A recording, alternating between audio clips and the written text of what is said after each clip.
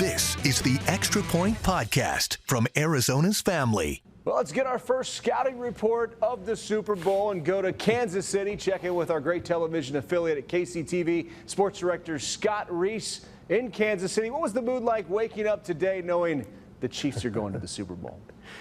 Well, I had to thaw out after being on the field in sub-degree wind chill. I know you guys don't know anything about that in Arizona, and as a California guy new to the area, I have to acclimate. So that was the first thing. But no, last night was a ton of fun. The atmosphere was fantastic. Chiefs Kingdom brought it as we knew they would, but the decibel level was legit at Arrowhead.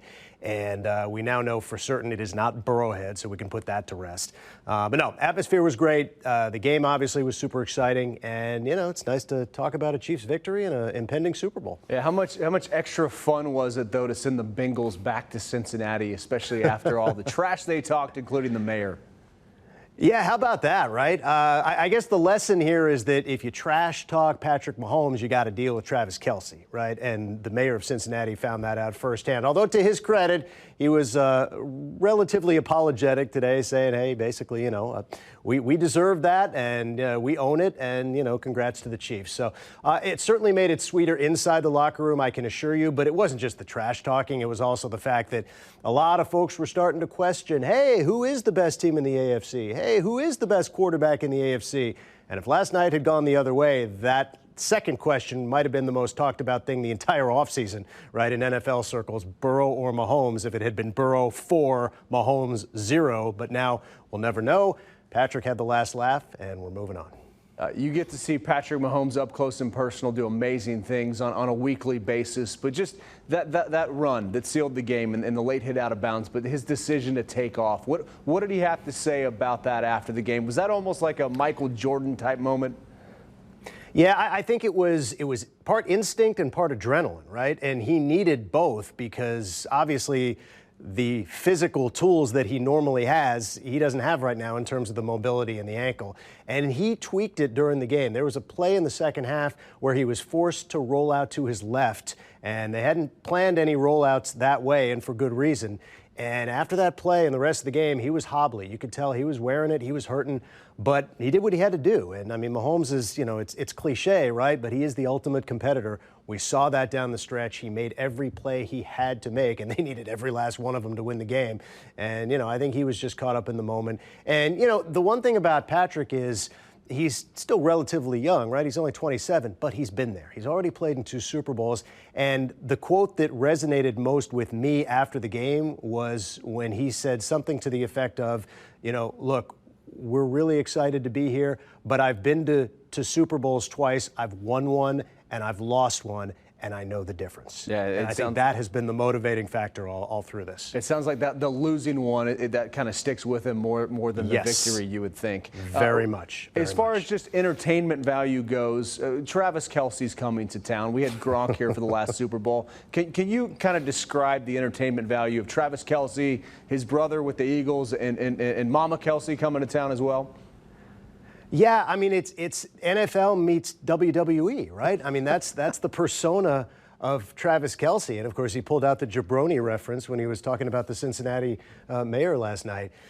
So, I mean, he is a ton of fun, and you love the personality. But like Gronk, it all starts with him being one of the best players in history at his position, right? I mean, you don't get that kind of street cred just by, being goofy and spouting off at the mouth. I mean, when you back it up with your game, that's when people take you as seriously as they do Travis Kelce. So he's the complete package. Andy Reid talked about that today, as a matter of fact, about how much Kelce has matured, which is kind of funny to think about, where he is now and maybe where he was 10 years ago. But, since he was a young kid with the Chiefs, and, talked about the relationship with Travis and his brother Jason, because, of course, Andy Reid coached Jason when he was in Philly. So just such a unique situation with Reid against his former team and having coached both Kelce brothers, and now you get brothers for the first time in the Super Bowl. So this thing is dripping with storylines. That's good for us. It certainly is. And Andy Reid has a connection out here. He's got some family out here. He used to eat at a local Mexican food restaurant right down the street from the stadium, Pedro's,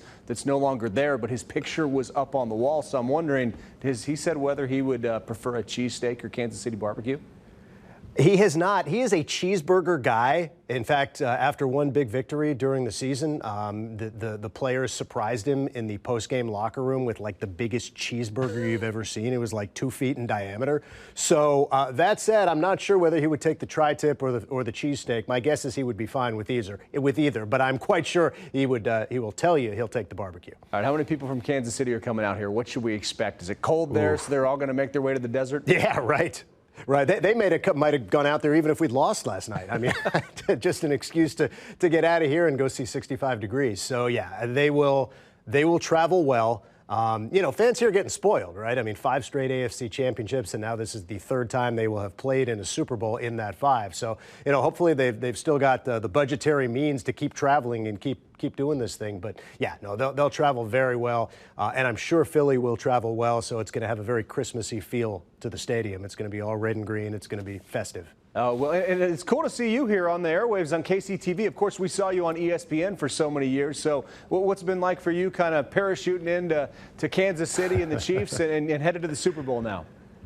I got to tell you, I do take at least some modicum of credit for this success. And the reason I say that is because, when I left ESPN, I went to San Francisco to work for Comcast Sportsnet out there and wound up being a TV radio guy for more than a decade in the Bay Area. And during that time, the Giants won 3 World Series. The Warriors won 4 World Championships. The Sharks went to a Stanley Cup final. The Raiders went to the playoffs. The A's went to the playoffs. The Niners went to 2 Super Bowls. And Stanford went to 3 Rose Bowls. So that can't be coincidence. That's all I'm going to say. Our editor and sports producer, Joe Ferris, actually, he gives himself credit for that. So I'm glad that it's actually that you brought that to the Bay Area. And could you come out here to the desert? Because we're dying, we're starving. It was a rough one. So we will talk after the segment. I'll see if I can help you out. All right, well, thanks for joining us, and safe travels out here to the Super Bowl. All right, look forward to it. The Extra Point Podcast is a production of 3TV, CBS 5, and azfamily.com in Phoenix, Arizona.